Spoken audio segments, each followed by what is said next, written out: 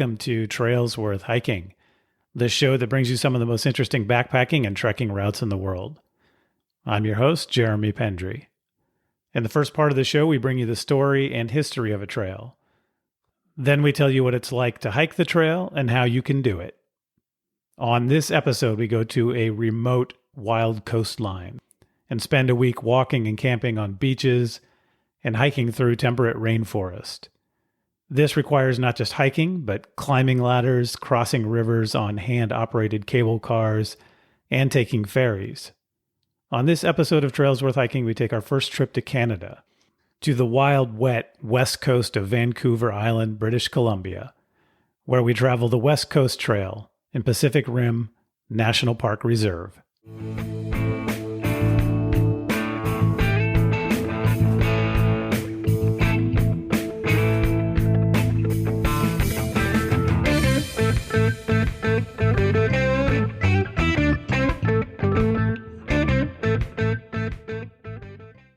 Welcome to the show, everyone. Our guest on the show today is Taryn Eyton of the Happiest Outdoors website. Taryn lives in British Columbia and is one of the most knowledgeable people out there about hiking in this region. She's also written a book on hiking in the area, which she'll talk about in our conversation. The West Coast Trail is a coastal hike, as the name implies.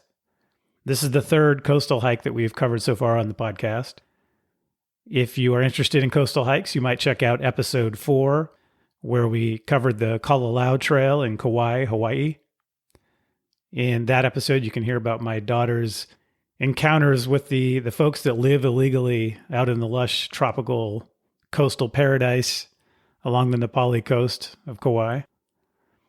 Or if you are interested in a coastal hike in Europe, you might try episode 10, where Sabrina Brett and I talked about the Rota Vicentina Fisherman's Trail in Portugal.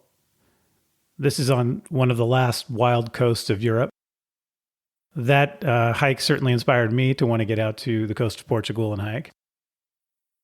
And then today we're going to be talking about the West Coast Trail on the coast of Vancouver Island, British Columbia. But we're going to start this story on a different island. When I was 8 years old, my great aunt and uncle lived in British Columbia, and my family drove from Northern California to see them. But they didn't live in Vancouver or Victoria or any of the other bigger cities of British Columbia. They lived full-time on Savory Island, a tiny strip of rainforest between Vancouver Island and mainland British Columbia, out in the Strait of Georgia. Savory Island has about 100 full-time residents. It grows to many times that during the summer. And it was originally part of the Tla'amin First Nation peoples territory. The only way to get to Savory Island was by a small water taxi from the tiny village of Lund on the mainland. When the taxi dropped you off and you got to the island, the roads on the island were just muddy dirt roads. My uncle came and picked us up at the dock on his tractor. And by the end of our stay that week, he had me in his lap driving the tractor, which I still remember being a lot of fun. My great uncle Jerry and Aunt Jess lived out on a point facing west. I remember the little red house, the fantastic vegetable garden they had, and I remember the hike down the bluff to the beach, to where my brother and I found massive amounts of driftwood that we used to build forts on the beach. I remember my dad picking up oysters on the beach and eating them raw. And more than anything, I remember how alive I felt in my time there. And so I have a soft spot for the coastal rainforest of British Columbia and was excited to do this episode. Vancouver Island is a massive island. It's 456 kilometers long, so that's 283 miles, by 100 kilometers wide. That's 62 miles wide. It has 32,134 square kilometers, which is 12,407 square miles. To put it in context, it's the largest and most populated island on the west coast of the Americas. In fact, Vancouver Island is bigger than all the islands of Hawaii combined. It is a wet location on the west coast of Canada. It's more wet on the west side of the island. There's somewhat of a rain shadow effect on the east side of the island. Overall, though, the climate is pretty mild. One other thing about Vancouver Island is it has the tallest waterfall in Canada in Strathcona Provincial Park. That's Della Falls, and they are at 440 meters high. But don't get too excited about Della Falls unless you're really willing to work hard to get there. It requires a multi-day hike and canoe trip to reach the falls. As I've mentioned, this is an area of temperate rainforest. There's a huge variety of trees. There's Douglas fir, western red cedar, western hemlock, Pacific silver fir, Sitka spruce, western white pine, maple, alder, madrone, among many other kinds of trees. Interestingly, a lot of the mainland fauna are not found on the island. So there are no mountain goats, no moose, no coyotes, no porcupines, no skunk, and no chipmunks on the island. There are black bear, there's elk, there's deer, and there are even wolves. There are lots of marine mammals in the area as well. There's a pod of orcas. There are migrating humpback and gray whales that come through the area. And there are many seals and otters. Interestingly, there's both river otters and sea otters. The sea otters were hunted to extinction in the area and had to be reintroduced. One thing you will also find in abundance on Vancouver Island is cougars, or what we call here in the San Francisco area, mountain lions, and in many areas are called pumas. There are 600 to 800 cougars on the island. It's the highest concentration of cougars in North America. Most of the cougars, however, are on the northeastern part of the island, and the West Coast Trail is on the southwestern part. So maybe not so many along the trail. And Taryn, in her 2 hikes of this trail, never saw any. There are lots of deer to keep the cougars fed. A couple interesting facts about cougars: they have the largest hind legs proportionally of any wild cat. And as a result, they can jump horizontally 6 to 12 meters. So that's 20 to 40 feet in one jump. Another fact is they can run up to 70 kilometers per hour in speed. So a agile, fast, powerful animal. But when they're well fed with deer, not a huge threat to humans. Vancouver Island has been populated by indigenous peoples for thousands of years. There are 3 main groups of indigenous peoples historically on the island. There are the Kwakwaka'wakw, which are also known as the Kwakiutl, and they're in the northern part of the island and part of the mainland. There's the Coast Salish, and I apologize if I'm getting these pronunciations horribly wrong. And that's a term for many different groups on the southern part of the island and part of the mainland. The Coast Salish, or Salish, if I'm saying that wrong, are about 5,500 people today. And then there's also the Nutanoth, which is a collection of different smaller groups along the western part of the island. And that collection of peoples is over 8,000 people strong today and is a collection of 13 different smaller groups. Europeans discovered Vancouver Island in the late 18th century.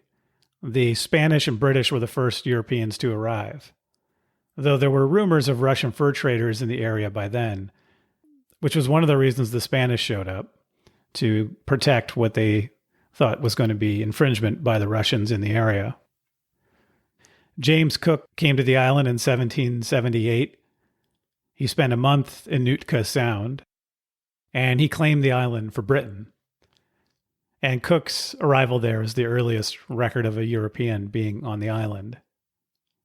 But shortly after, in 1789, Spanish ships arrived and set up a small settlement. It's interesting because this small Spanish settlement is the only Spanish settlement that existed in what would later become Canada. So the Spanish and the British arriving at roughly the same time created a big problem. At one point, the Spanish seized British ships, and there was a dispute over who had claims to the island. Spain and Britain actually came close to war over this. And in 1792, the British sent naval captain George Vancouver to try to resolve the dispute. Vancouver was also on a mission to map the area and arrived in 1792, and his Spanish counterpart was Juan Francisco de la Bodega y Cuadra. Vancouver and Bodega y Cuadra negotiated but weren't able to resolve anything. To try to show that both countries had a claim to the island, they actually named it Cuadra and Vancouver Island. And then 2 years later, after heightened tensions, in 1794, the Spanish gave up their claim to the island and left. And for decades, it was called Cuadra and Vancouver Island on maps. But eventually it became known as Vancouver Island and became part of Canada in 1871. George Vancouver is quite a character and had quite a history. He's an interesting guy. He was best known for this trip that he took to the west north coast of the Americas from 1791 to 1795. But he had also explored Hawaii and Australia. In addition to Vancouver Island, the city Vancouver in British Columbia and the city in Washington State called Vancouver are both named after him. There's a mountain on the Yukon-Alaska border named after him. And there's actually a mountain in New Zealand named after him as well. Vancouver actually joined the Navy at age 13, and within a year was on Cook's second voyage, and then later joined Captain Cook on his third voyage. So he was a well-experienced traveler by a young age. In his voyage to the Pacific Northwest, he named several of the features we know today. Among others, he named Mount St. Helens, Mount Rainier, and Puget Sound. After this adventure to the Pacific Northwest, he went back to London and retired. And unfortunately, he died less than 3 years later of unknown causes. And after all this traveling and all this discovery, when he died, he was only 40 years old. But remember, he had started sailing at age 13. One thing he's known for that I think is worthy of mentioning is that he had very cordial relationships with the native peoples he encountered throughout his voyages. All right, so back to the island. Today, Vancouver Island does have one big city, that's Victoria, the capital of British Columbia. And there are about 335,000 people in the Victoria area. But a lot of the island is pretty sparsely populated, including where this hike is. The hike itself is actually in Pacific Rim National Park Reserve, which was created in 1971.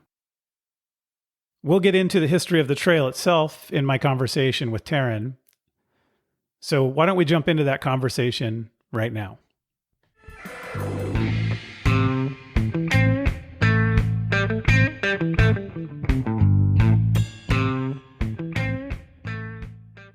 Taryn Eyton, welcome to the show. Thanks for being here. Thanks for having me. So you are the author and creator of the Happiest Outdoors website. Can you talk a little bit about that? Yeah, it's something I kind of started as a hobby back in 2014. It just was kind of a place for me to share like photos and stories about trips I had been on. And over the years, it's evolved into a like sort of hiking and adventure travel resource for primarily areas near me, but kind of some of the places I've traveled all over the world as well. Where are you located? I live in Squamish, British Columbia, Canada. So I'm in between Vancouver and Whistler in, I think, what they're calling the adventure capital of Canada. So you've been interested in the outdoors for a long time, and now you are basically doing Happiest Outdoors full time, but that wasn't always the case. How did you end up where you ended up? Yeah, I've been kind of into the outdoors my whole life. I grew up in kind of an outdoorsy family. We went camping a few times a year and hiking, and my dad was really big into mountain biking, and he still mountain bikes in his late 60s, which is cool. But it wasn't until university I started in the summers. I had a part-time job. I couldn't get a full-time job. There wasn't enough work. And so I started going hiking because it was free. And it just kind of built from there. And it was something that I worked in outdoor stores when I was completing my degree. And I thought this was just going to be something that was a hobby for me. So I switched careers. I was a lawyer for a few years, and I switched careers and started working for a large outdoor retailer in Canada, in their head office, writing for their website. Because it turns out that when you know how to write a legal brief, you know how to write a lot of other things too. So, I mean, it wasn't the most natural switch, but I made it work. And so I was like, oh, wow, I'm doing this job that's to do with my passion. This is perfect. And then I did that for 6 or 7 years. And in 2019, I thought, it's time. And I kind of struck out on my own, and my website and my freelance writing about the outdoors are my full-time job now. And so not only did you switch from legal writing to then writing for a corporate entity in the outdoor field, and then also to a website, but you've now written a book as well, right? Yeah, so my first book was published this May. It's called Backpacking in Southwest British Columbia. It's basically got 40 backpacking trips within a few hours of Vancouver. Most are sort of 1 to 2 nights, and a lot of them have like hikes you can do from a base camp that would make it worthwhile for you to stay overnight. And how has the reception been to that book? It's been really great. During the pandemic, we thought, oh my God, like, are people going to want to buy books? Is this the wrong time to launch this thing? But it's been amazing. People are really interested in getting outdoors because it's something that they can do close to home and that's safe. So it's been really positive. And yeah, I've been fortunate enough to be on my local bestsellers list since the book came out. That's great to hear. So we are here today to talk about the West Coast Trail, and you hiked it most recently in 2019, and I think that'll be the sort of bulk of what we talk about. But I saw from your website that you also hiked it back in 2004, and it was actually your first backpacking trip. Can you talk a little bit about that? Yeah, so when I was in university, I, did a lot of day hiking, as I said, in the summers, when I had free time. And at my last university, I met this guy, and he was into backpacking. And I was like, well, I like hiking, but I like showers and beds too. And he's like, no, no, you're gonna like it. And I was like, well, I don't want to be that like prissy girlfriend who doesn't want to try backpacking. So I thought, all right, I'll try it. And we did go on one winter trip to a hut, where I slept indoors, but it was only one night. So I had carried a backpack before.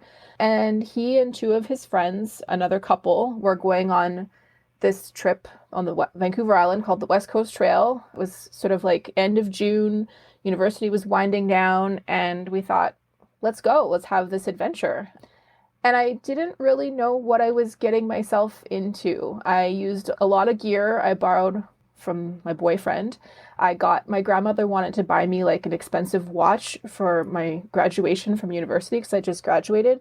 And I said, oh no, Grandma, I'd like a sleeping bag and hiking boots, please. It's going to be about the same price.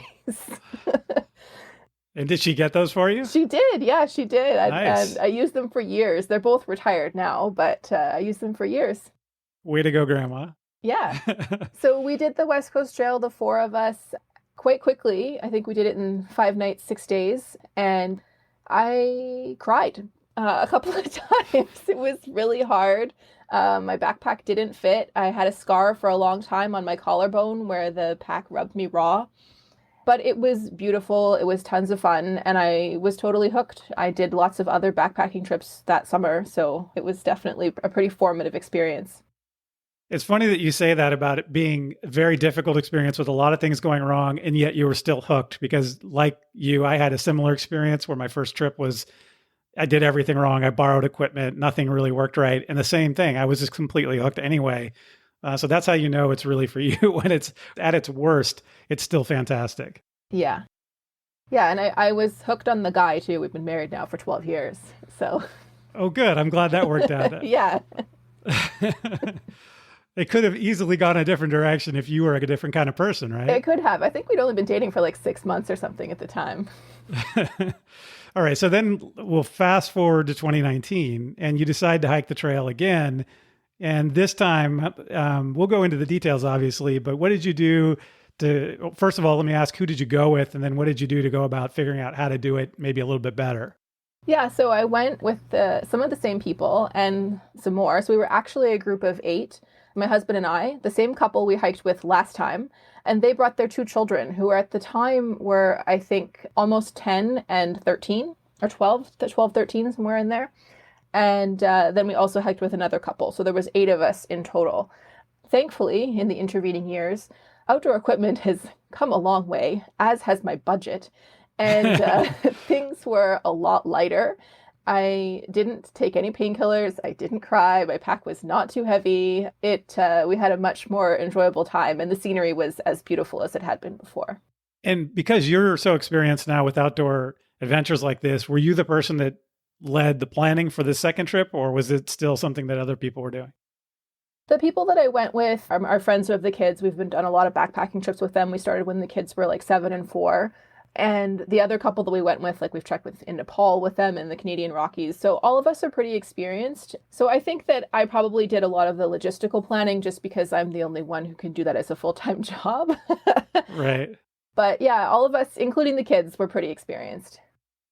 So let's talk about the trail a little bit and the history of the trail. I saw in your post about this trail that you had some background on how this trail came to be. Could you talk a little bit about that? Yeah, so the trail is, it runs along the west side of Vancouver Island, and Vancouver Island is this like long island off the coast of the west coast of Canada. And the area has been the traditional territory of several indigenous groups since time immemorial, is the way that they put it. So there's the Huayat in the north, the Dididat in the middle, and the Pachidat in the south. And they've been in the area for thousands of years. Ancient village sites there, traditional use dating to the present day. They're still there. They still have villages there and fishing areas and harvesting areas. So the area is, not undiscovered. The people have been there for thousands of years. But of course, Europeans started traveling through the area off the coast in ships in the 1800s, and they kept running into rocks and crashing their ships and dying. So in the early 1900s, they decided that was, people were dying and cargo of commerce importance on this way to Alaska was being lost. So they put in a telegraph route and lighthouses to try and solve some of those problems. And over the time, that route between the telegraph lines was made into a trail called the Dominion Life-Saving Trail. But, with radar and other shipping routes, the telegraph trail and a lot of the lighthouses were decommissioned and the route fell into disrepair. In the 60s and 70s, hikers kind of rediscovered it. And I have the earliest guidebook to the trail from 1972. And it has instructions in it like, in this section, there is a lot of blowdown. So take a compass bearing and try and find a tree to walk on that matches your bearing above. Try not to get more than 10 feet above the ground because a fall might be disastrous.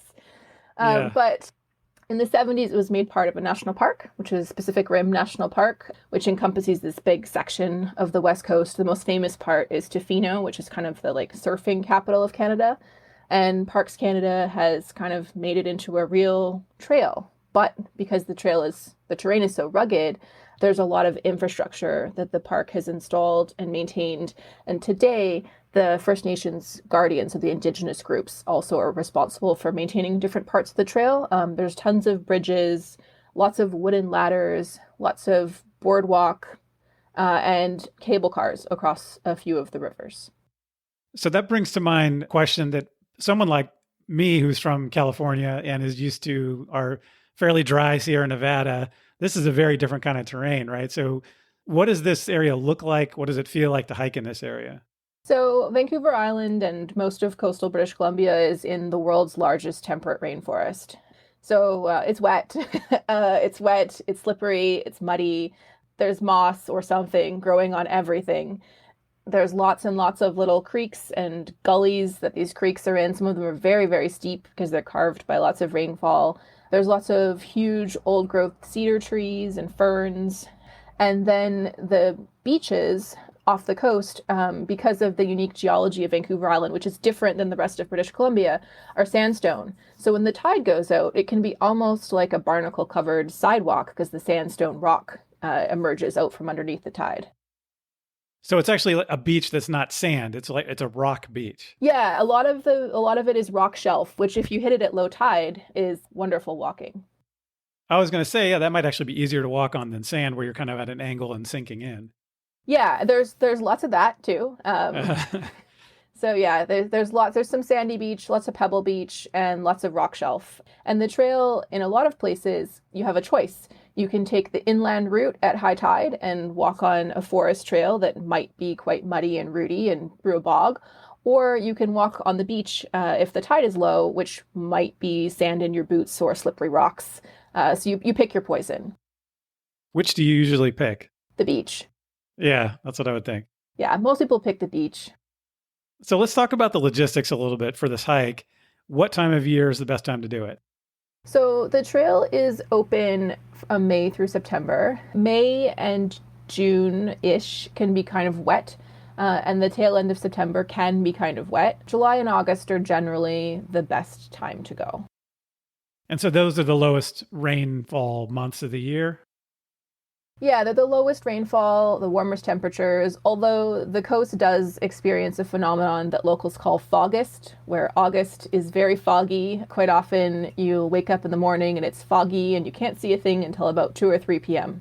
Yeah, in the Bay Area here, we call that June gloom because it happens in June here in San Francisco or in the San Francisco area. Okay, so there is still a good chance of rain, though. Even in the middle of summer, you have to be very prepared for rain, right? Yeah, and a lot of years, the trail, even in the height of summer, will experience a few days of absolutely torrential, horrific rain. I personally have never had that on the trail, thank goodness, but I have had it elsewhere on Vancouver Island on coastal trails. And so what is the distance of this hike? Officially, it's 75 kilometers, which I think is something like 46 miles. And there are kilometer markers, like posts in the ground as you walk so that you can, kind of track your progress. So even if you're used to thinking in miles and you come to hike this trail, I think it is more logical to think in kilometers because you're trying to get to that next kilometer marker. But the trail keeps moving because trees keep falling on it, or they move a bridge, or the ladder breaks and they put it somewhere else. So you'll see all kinds of, like, if you look at Strava tracks or anything online of people who've done the trail, you'll see anything between like 85 and 90 kilometers total. I'd say probably about 85 is about right. And how many days is a reasonable itinerary to do this? Most people, I'd say the majority of people take 7. The cost to do the trail is the same. You can do it in a single day, or you have up to 14 days to get off the trail. So 7 is by far the most common. I would say 6 would be the next, 6 and 8 would be the next most common. Trail runners run it in a day. Some people like to take their time and take 10 days. If you stopped at every single campsite, I think you would take something like 12 days. But yeah, 7 is by far the most common. On your website, you have a post that actually talks about the 7-day itinerary, but also has these alternative itineraries. So if people want to see what an itinerary for a shorter or longer trip might look like, they can take a look at Happiest Outdoors and find that, right? Yeah. And I've also got suggestions there. So the 7-day itinerary kind of pigeonholes you into the 7 most common campsites, which, is great for camaraderie and stuff. But if you're looking to get kind of into off the beaten path and campsites where you only share with 1 or 2 other tents instead of a dozen, I've got options for that too. It does kind of end up with some weird short days and long days. Like you can't get the same balance of, mileage per day. But a lot of those campsites are really beautiful. Do people tend to do this with one supply of food, or do people tend to have a resupply point? There isn't really anywhere to resupply that makes any sense. The whole trail is remote. So the trailheads are the southern trailhead is in like a very small fishing town called Port Renfrew. It's just outside of Port Renfrew. And the northern trailhead is just outside of another small fishing town called Bamfield. And both trailheads are actually on Indigenous land. And there aren't really like big stores or anything there. So, like there are restaurants and stuff catering to tourists, but you should prepare yourself with all of your backpacking stuff before you come. And then there's also a middle point that you can get to by water taxi that leaves from an indigenous village that has a like canteen, and that's it. And then on the trail, because there are indigenous reserves on the trail, there are historically two places where the local First Nations people have set up restaurants, which is kind of a really unique experience and something that a lot of people love about the West Coast Trail. So at the sort of, it's not really the midpoint kilometer wise, but it's the midpoint psychologically, because you have to take a ferry across an inlet at Nitnat Narrows. The Edgar family has had a house there at the village there for, well, it used to be a village, now it's just the Edgars, for decades. And the Edgar family has been running the ferry across the Narrows since the 70s. And they have 3 generations working there at the Crab Shack restaurant. And they serve breakfast, lunch, and dinner to hikers, cash only, at the kind of prices you would expect when you were in the middle of nowhere. But they have fresh caught crab and salmon. They'll make you pancakes. They'll make you a grilled cheese. It's definitely the most unique way to resupply. Well, that sounds like something you absolutely can't miss. If you're in the middle of a hike where you're carrying, your freeze-dried backpacking food, that would be pretty nice to have. Yeah, and then there's another spot, kind of depending on how you hike. Most people will hit it the same day, which is kind of unfortunate. There's another place called Chez Monique, and Monique and her husband ran that place for years and years, but unfortunately both passed away. And so the future of it was kind of a driftwood and tarp shack establishment on the beach on Indigenous land. And the future of their restaurant is up in the air. Their children, I think, are starting to try and get it going, but it was absolutely a West Coast Trail staple for burgers and beer for a lot of years. Because the Crab Shack used to just sell crab. And you could get your burger at Monique's and your crab at the Crab Shack. But now the Crab Shack has expanded to they're like a little diner. Yeah, they've become metropolitan now, right? They have. What about gear? Anything in particular that's not obvious that you need to think about for gear? Your standard backpacking gear. I wouldn't go out without really good rain gear, even if it's not in the forecast. And I think gaiters are highly recommended, and trekking poles. If you hate gaiters, you hate trekking poles, you probably still hate them on this trail. But if you're kind of on the fence, bring them. You'll appreciate keeping the mud and the sand out of your boots and the added stability you get from trekking poles on the rooty sections. And for navigation, what's the best map to get for this hike?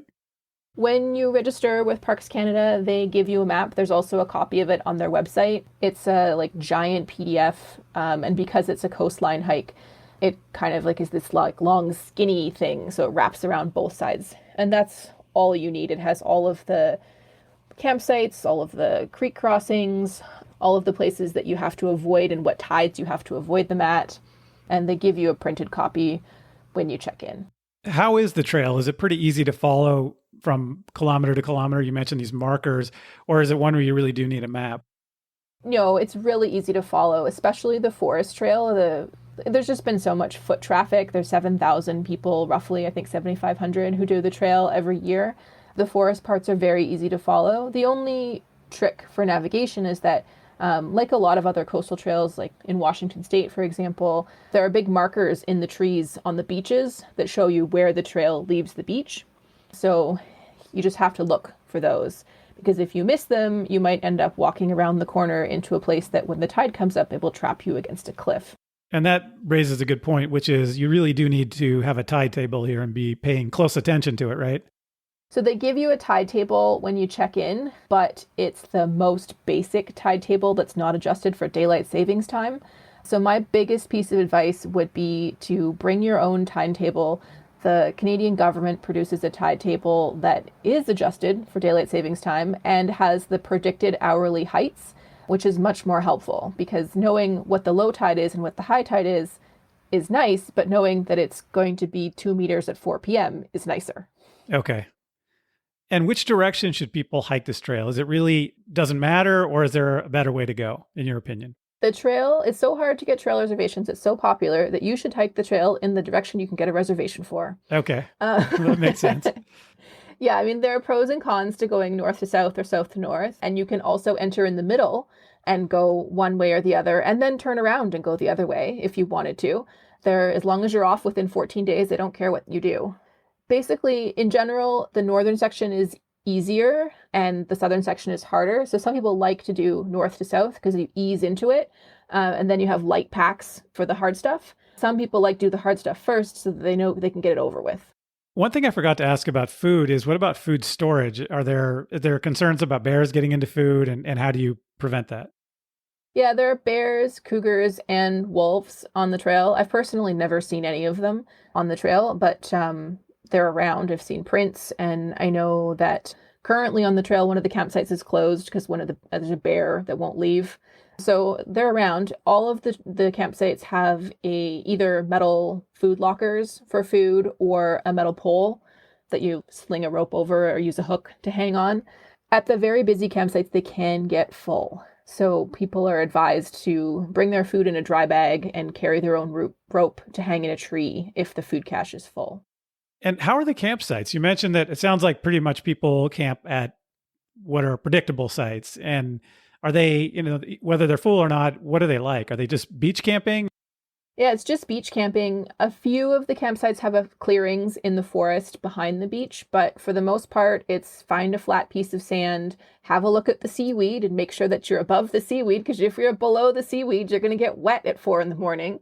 And all of the designated campsites have food caches, very fancy composting toilets where you have to put like wood shavings down in after you use them. So I think that all the toilets smell like a hamster cage.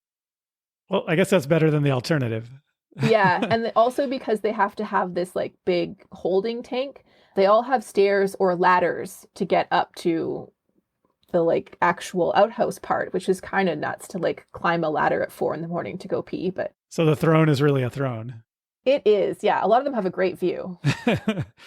All right. And how do people get to this trail? I mean, you mentioned that it's in a fairly remote spot. What's the best way to, if you're coming, let's say from the United States or from other parts of Canada?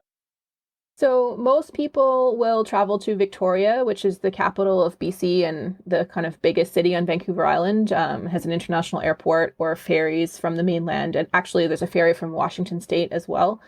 And then from there, there's a bus service called the West Coast Trail Express that will take you to all three of the trailheads and pick you back up at the other end. You have to reserve in advance. You can also drive yourself to all three trailheads. Both times I've done it, we've driven ourselves to one trailhead and then taken the bus back to our car. And what about for the night before or night after? Are there campgrounds at either end? Yeah, there's campgrounds right next to the trailheads at both ends. In the south, you can stay at the Pacheedack campground, which is really beautiful, popular with surfers. And in the north, you can stay at the Pachena Base campground. Both campgrounds are run by the local indigenous tribes. And then both trailheads have kind of within a 5-10 minute drive, like hotels, cabins, that kind of thing. Not a ton, but enough. But as you said before, no real grocery stores. So bring all your food for the trip already. Yeah. Yeah, both towns nearby have little restaurants, and it's great to support these trailhead towns by, having your celebratory afterwards meal there or your night before last hot food there. But yeah, you're certainly not going to find a lot of groceries there. And what about permits? You mentioned that a lot of people are trying to do this during the summer.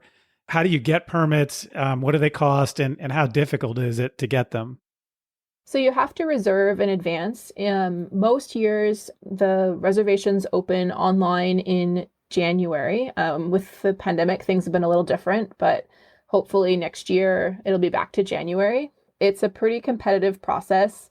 So if you want to go, I would advise that everyone in your group should be online on the day of reservations with an account already created with Parks Canada and your dates and everything already picked out and your credit card ready. Because it sells out, the popular dates sell out in an hour on opening day.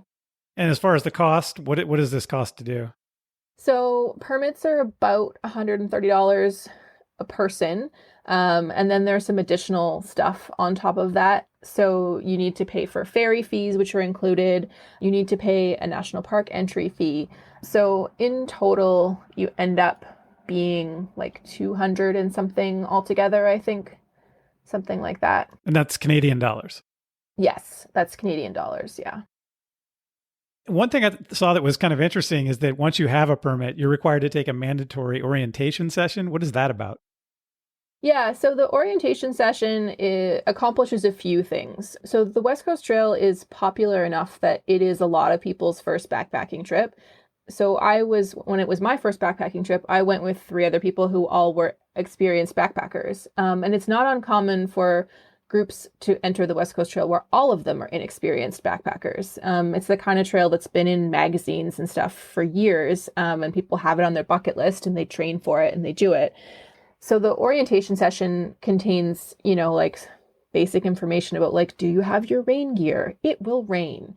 But it also has, information about coastal hiking, the hazards of tides, which will be new to a lot of people, information about safety, because there's just so many ways you can slip and fall and hurt yourself. So information about like how to call for help and prepare for an evacuation.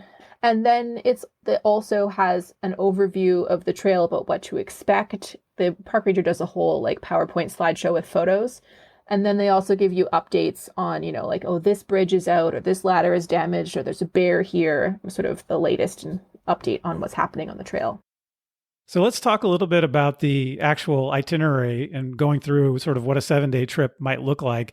And I should mention that we talked before about your post where you have different itineraries, but you also have a separate post that talks about each section of a 7-day itinerary, section by section, right? Yeah, honestly, I should have just written a whole book about the West Coast Trail. There's so much stuff on my website about it. So please go enjoy that for free.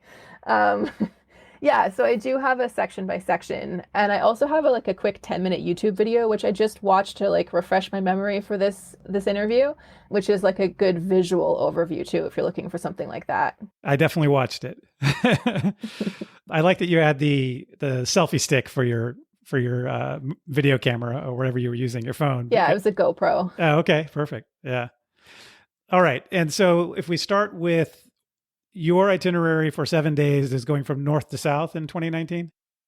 Yeah, and I also have laid out all of the descriptions that I have the trail are laid out from north to south because kilometer 0 is in the north. So if you hike from south to north, you'll start with kilometer 75 and be going backwards. So it just seemed natural to count up to me. That makes sense. Okay. So the first day you have is Pachina Bay to Michigan Creek or Darling River. So my first question is, why the potential for two different spots on that first day?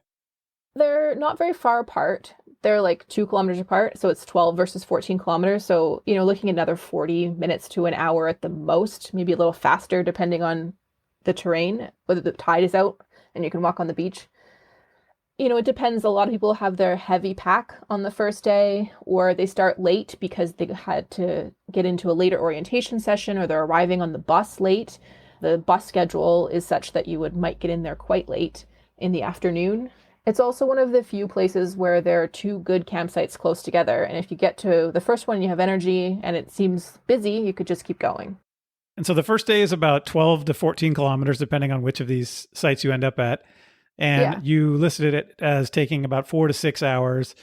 So what are some of the highlights and challenges and some of the things that are most interesting about that first day? So the first day is, I don't want to say it's like not an interesting day, but it's not as interesting as some of the other sections of the trail. It's primarily inland. You're mostly in the forest.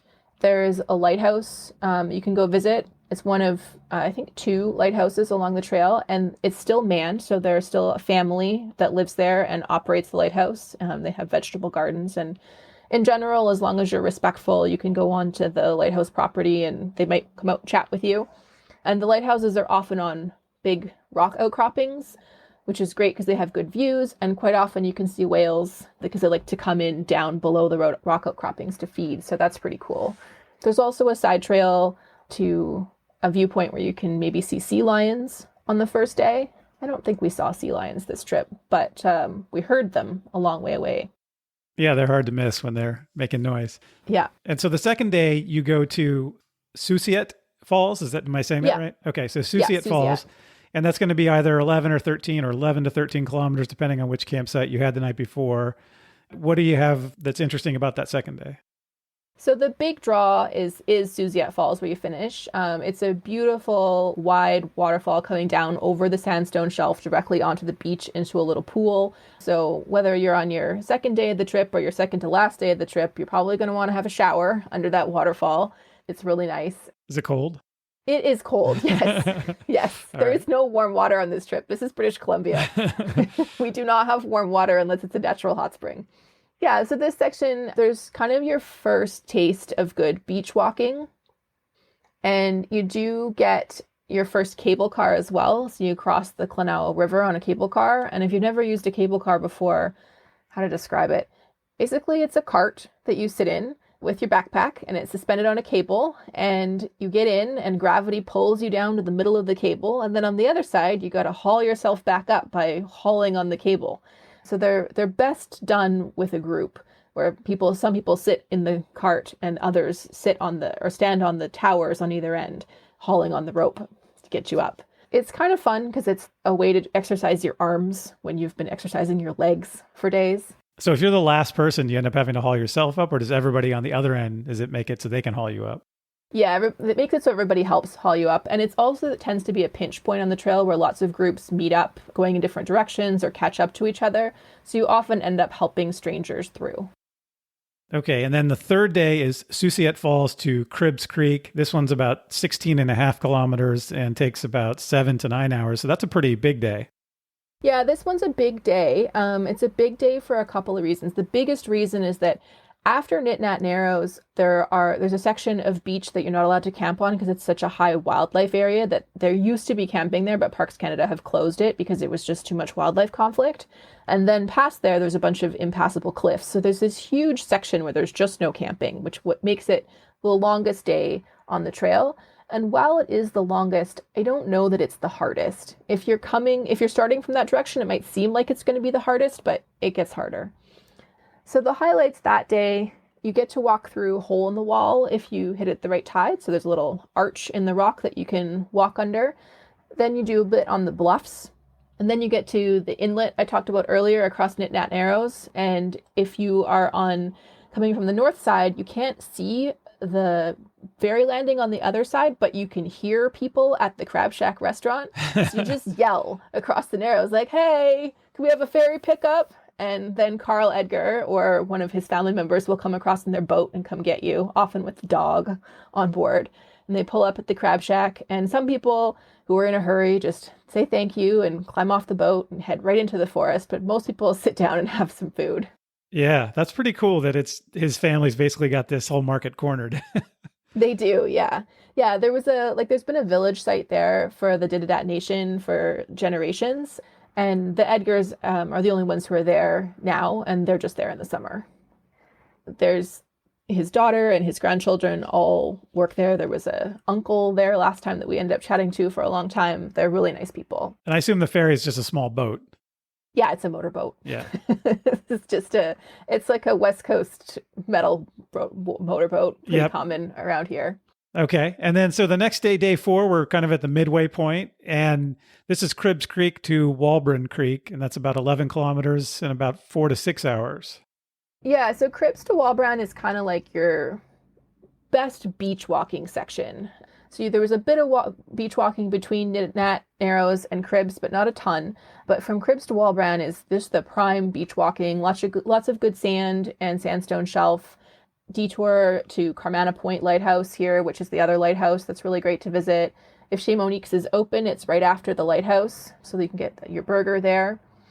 And after that, you can stay on the beach. If the tide is out, you can stay on the beach all the way to Walbran Camp and ford the creek across the mouth of the Walbran to get to camp. Otherwise, you have to take a short forest section to get there.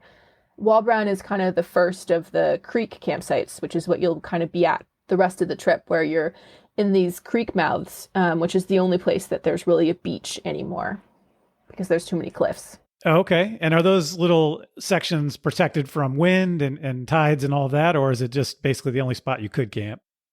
Well, I mean, yeah, they're a little more protected from wind and tide, but they are also the only spot you could camp. Okay. And you've got to ford a creek right before you get to where you're going to camp. Is that kind of a bummer to end up with, wet at the end of the day? If you time it with the tides, it's no more than knee deep. Okay. And if you don't want to ford it, you can take the forest trail and the cable car inland. Actually, one of the kids we were with liked it so much that he went back and did the cable car because he liked cable cars so much. Didn't want to miss any cable cars. Yeah, well, I mean, I think you have a lot of energy when you're 10. Yeah, that's So, true. Yeah, we can send them back and have them hike the trail again. All right. And then day 5, Walburn Creek to Camper Bay. And that's only 9.2 kilometers, but I'm getting the sense probably that we're getting into where the trail gets a little tougher. yeah, so this is where you get into, I would say this is one of the harder days. The last 3 days here are pretty tough. So this is the first day that you get into a ton of ladders. There are lots of ladders in and out of the gullies because the gullies are so steep, you couldn't build a trail down them. You couldn't really build stairs down them.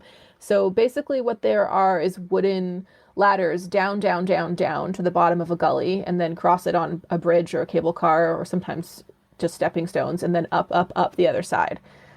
So you get the first of those coming out of Walbrand Creek. And then the upland sections are forest and sometimes also bog with boardwalk.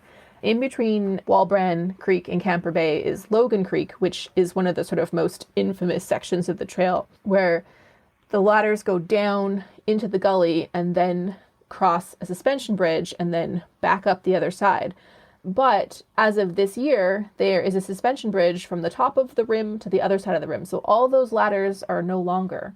And a friend hiked the trail this year who's hiked it before, who said she was kind of across the suspension bridge before she even realized like how much less work she had done. Like what used to take an hour now takes 10 minutes. I'm sure that's a huge improvement to the trail.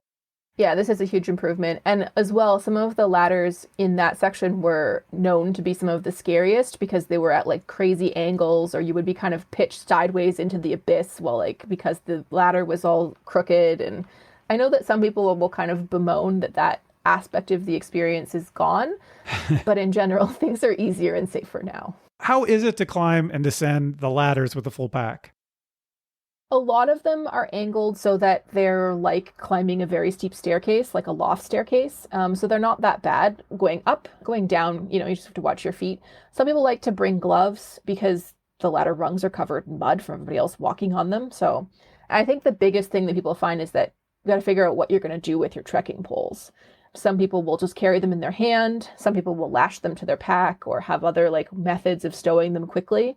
I personally didn't stow mine unless I knew we were in for a long section. So like the Logan Creek section and a few of the other sections coming up where I knew we had like 10 in a row. So in day 6, we go Camper Bay to Thrasher Cove. This is, again, not a huge distance, but sounds like more ladders. This is 8.8 kilometers and takes 4 to 5 hours. Yeah, so lots of ladders here, not as many as the previous section. The previous section from Walbrand to Camper has by far the most. There's one section at Cullite Creek that has 7 on one side and 11 on another. So that's a lot. The section between Camper and Thrasher, I'd say, is the most rugged footwork, most technical terrain. There are a few places where the trail balances on logs and that kind of thing. This is the section where the original guidebook talks about there being a huge windstorm and all of these trees being down. And so in a lot of other places, the trail was very straight. And in this section, it zigzags all over the place because it's been rerouted in the 70s to get around this windstorm damage. The big thing with day 6 is that the forest trail is kind of the most technical, but there's also an alternate route on day 6 where you can go around Owen Point to Thrasher Cove instead of going up through the forest. And I've personally never done that because you need particular tides to do it. I've seen photos. It's very beautiful. It's been on my list. It just has not lined up with my vacation schedule. But to do that route, you need very low tides at the right time of day. And you basically will be walking across barnacle-covered boulders and through a sea cave. So some people find it overwhelmingly beautiful and they love it. And some people say, oh my gosh, that was awful and dangerous. And people seem to be split about 50-50 on what they think about that. It was either beautiful or the most scary thing they've ever done, right? Or both, I guess. Yeah, maybe both at the same time. Yeah. All right. And then the last day is Thrasher Cove to Gordon River, and only 6 kilometers left. And is that pretty much a half day to get to the end of the trail? On the other end of the trail, the southern end of the trail, there is a river that you need to cross to get off the trail. And there's a water taxi, again, a motorboat that takes you across, and it only goes a couple times a day. And the last one of the day is, I think, 3 or 3:30 p.m. So you're not going to have a long day if you're heading in that direction, no matter what, because you need to make that ferry. So that section is all inland.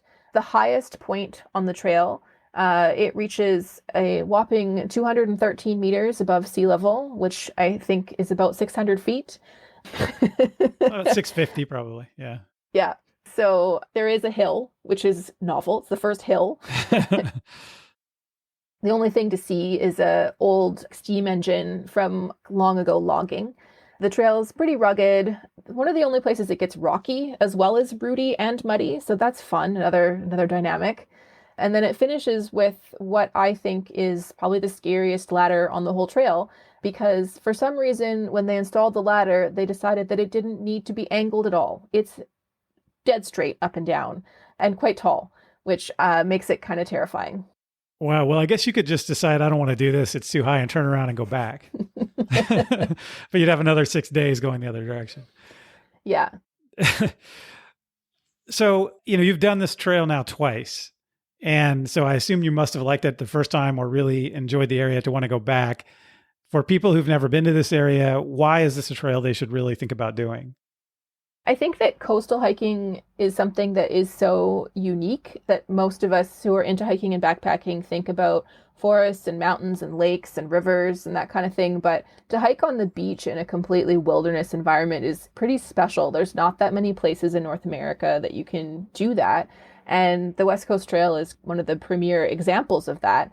And then even amongst coastal hiking, the West Coast Trail is unique because none of the other trails on the West Coast have these ladders like that. And none of them have these indigenous village sites with restaurants, which are kind of cool.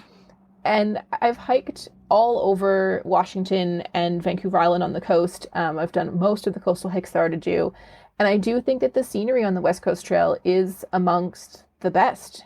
You face out into the Pacific, you get incredible sunsets. The sandstone shelf that you can walk on is unique. You don't really get that in a lot of other places. The rainforest is beautiful. Coastal hiking, like I said, is unique. And then the West Coast Trail is unique within that. Is there a particular memory from either of your trips that stands out, or a particular moment? I think definitely some of the sunsets. We try to stay up for sunset every night. The first time we did the trail, we did it close to the solstice. So we were up late for hikers, like 10 p.m., way past hiker midnight. And I guess the other thing would be whales. If you're hiking the West Coast Trail in the summer, the likelihood of seeing humpback whales or gray whales feeding just offshore is really high. And you can be quite close to them if you're up on a rocky bluff where they're feeding right below. And then sometimes they also like to feed just offshore on the gravel beaches, and they'll just kind of hang out there and like stick their mouth in the water on their side and swim around with their flippers sticking in the air, and they look crazy, but they're right there. Yeah, that's cool. That would be fun to see. On either of these trips, were there particular things that happened that you really didn't expect that caused any problems, or that you would think about doing differently the next time you do this trip, if you were to do it again? I think that in general, I always bring too many snacks. It's not like a terrible problem to have. Yeah. I have a good friend that says we pack our fears, right? You pack everything that you actually need, and then right before you go, you pack like 10 more items. Yeah, I've heard that. I've heard that saying before, and most people tend to apply it to like a lightweight philosophy. But yes, I guess I am afraid of running out of snacks. Yeah, I think the only thing that I would change is I need to get around Owen Point and do that beach section in the Sea Cave that I'm missing. I would love to see that. Were there any other sort of side trips or layover spots that you think people should think about adding to their itinerary? Because the trail's so linear and the forest is so impenetrable, there isn't really much to do off the trail. And Parks Canada kind of discourages people from leaving the trail. There are a few places where people take unofficial routes or older routes on the beach that can be quite dangerous. So I don't know that I'd recommend any of that. If anybody wants to take a rest day on the trail, the most common place to do it is Suziat Falls, because you can have that waterfall shower. Perfect. All right. Well, Taryn, thank you so much for telling me about your hike. While I have you, though, I've got a few more questions. Sure. What is the next trip on your list? So I'm actually leaving in a few days to go to the North Coast Trail, which is at the other end of Vancouver Island, on the north end of Vancouver Island. It's a newer trail. It's only been open since 2008. It's, I think, 42 kilometers long, and then there's an extension that you need to hike to get out on another trail. And it wraps around the northernmost end of Vancouver Island. Kind of similar to the West Coast Trail, with a lot of beach walking and bog. No ladders yet, just ropes to help you up and down the embankments. I first hiked it when it was opened in 2008, and it was just crawling with giant black bears. But I hear that with increased use, that's the far less bear sightings. I was talking to the water taxi operator when I booked my trip, and she said that they had 50 people do it the year it opened. So I was one of those. And now they have about 1,000 people do it each year. Wow. Wow. And that's interesting that bears are less common once there are more people, because here in California, they tend to be more common where there's more people because they have figured out ways to get to the people's food. Yeah, that's definitely true here. I think that the North Coast Trail is in that middle stage where they haven't gotten habituated yet. They've just moved off of the beaches that people camp on onto the more secluded beaches. So what's the worst weather you've ever experienced while outdoors, and how did you handle that? So the worst weather I've ever experienced was actually on the trail I'm about to do. So that 2008 trip on the North Coast Trail. We hiked it in late August, which we're going to do again, almost exactly the same dates. So I don't know what kind of karma I'm setting myself up for here. We'll see. But we had, leading up to the trip, unseasonable record-setting rainfall in that part of the world, which continued for our first few days of the trail. And the trail was brand new. So a lot of the infrastructure, the boardwalks, weren't in place yet, and the trail wasn't really very boot beaten. So we were kind of up to our ankles in mud for days. The creeks overflowed. I slipped crossing a creek and fell into waist deep water. I got trench foot. My feet were so wet. A second part of your question was, what did I do about it? Yeah. I don't know. I cried. I mean, like, what else do you do? I ate Nutella out of the jar. Oh, that works. That works. One night, my husband, who I guess we weren't married at the time, I don't think, ended up taking off all of his clothes and cooking dinner naked outside because he didn't want to stay in his wet clothes anymore, and it wasn't that cold out, but he didn't want to put on dry clothes until he got in the tent. Well, that makes sense.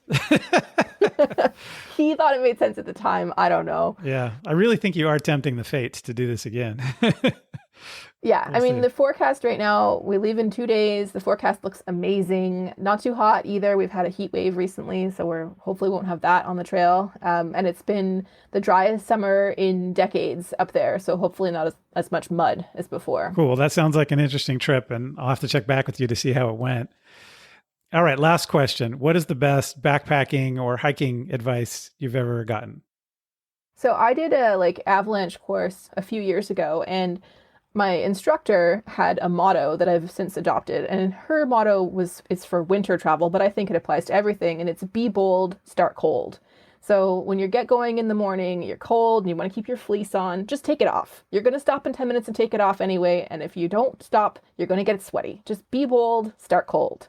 That's funny. That is good advice. And I do that all the time, but mostly because I'm lazy and I just wear the same hiking clothes no matter what the weather is. So I get up in the morning and I just wear the same thing I've been hiking all day. And I sit there and I freeze for the first hour or two and my hands are numb. And, and so I'm glad to hear this advice because now I feel better about doing that to myself. Yeah, it's also really helpful when she had it as an instructor where she's got to manage a group, but it's also really helpful for hiking in groups where you get down the trail 10 minutes and one person takes their jacket off, and then 10 minutes later, somebody else takes their jacket off. And yeah, it slows everybody down. Yeah. Yeah. Taryn, Eyton, thanks for coming on the show. Appreciate it. Thank you. Thanks for having me. It's been fun.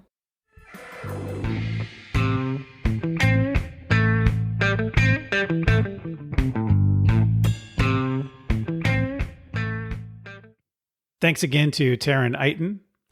Really enjoyed having her on the show. She's really knowledgeable about the West Coast Trail and all things British Columbia. And so I hope Taryn and I have inspired you to hike the West Coast Trail. One thing to mention as a follow-up to the interview with Taryn. Taryn reports that the hike she had on the North Coast Trail went well. She said it was, as she remembered it, muddy, challenging, and beautiful. She saw only 3 bears this time as compared to about 10 last time. And she had much better weather. So great to hear that hike worked out well for Taryn. If you enjoyed this episode, I hope you'll tell your friends about it. The more listeners, the better. Keep in mind that this podcast is entertainment and meant to spark your interest. If you decide to hike the trail, do your own research. Like anything else worth doing, outdoor adventure has risk. So when you go, pack your common sense. And when you get back, tell me how it went. In that category of things, as in people getting back from a trip and telling me how it went, I'm going to start a segment from time to time. I don't know what we'll call it yet. Maybe we'll call it Inspired by the Show, or maybe just someone actually listened to me.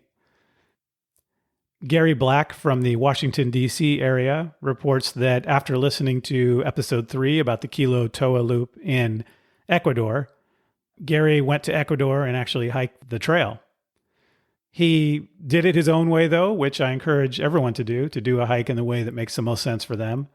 He actually hiked it in the reverse direction, and he had a guide and hired a company to do luggage transfer between the towns along the trail, which is great. So I'm excited to hear that Gary hiked that trail. If you are interested in Ecuador or hiking in the northern Andes, which is a fantastic place to go hiking, check out episode 3, where you can hear about the culture of Ecuador, as well as about a really cool trekking experience that you can have there. And before I go, I also want to remind you to give Outdoor Herbivore a try. If you haven't done so already, you can get 10% off of backpacking meals that are really tasty and filling by using the discount code TWH10P, Trails Worth Hiking 10%, to get 10% off your order at outdoorherbivore.com. Outdoor Herbivore has great vegan and vegetarian backpacking meals. But as you know, if you've heard this show before, you don't have to be vegetarian or a vegan to love the meals. They're quite good. And if you've tried them, reach out to me and tell me what you think of them. All right. So Trails Worth Hiking listeners, TWH10P for your discount at outdoorherbivore.com. All right, let's talk briefly about our next episode. Next time on Trails Worth Hiking, we're going to do something a little different. We're going to revisit an alpine wonderland rising out of the desert that we talked about back in episode 7. In episode 7, I interviewed Ryan Cornea, also known as Road Trip Ryan, about his adventure with his wife and his dog on the Ruby Crest Trail in the Ruby Mountains of Nevada. Ryan and his wife had such a fantastic experience on the trail that they named their daughter Ruby after the area. I wanted to cover that trail because I had tried to do that hike in 2018. I actually drove all the way out there then, but due to bad weather and forest fires, I wasn't able to do it. But this past summer in 2021, I finally did the hike, along with my son Justin and my hiking buddy Tony Wong, both of whom have appeared on many other episodes with me. So next time on Trails Worth Hiking, now that I've actually hiked the trail, we revisit the Ruby Mountains and we go a little deeper and do an update on the Ruby Crest Trail in the Ruby Mountains of Nevada. If you have any questions or feedback on this episode or ideas for future episodes, including if you'd like to be a guest and talk about a trail that you've hiked, please reach out to me at trailsworthhiking@gmail.com. So start planning your next hike. And before you know it, you'll be on the trail. Thanks for listening.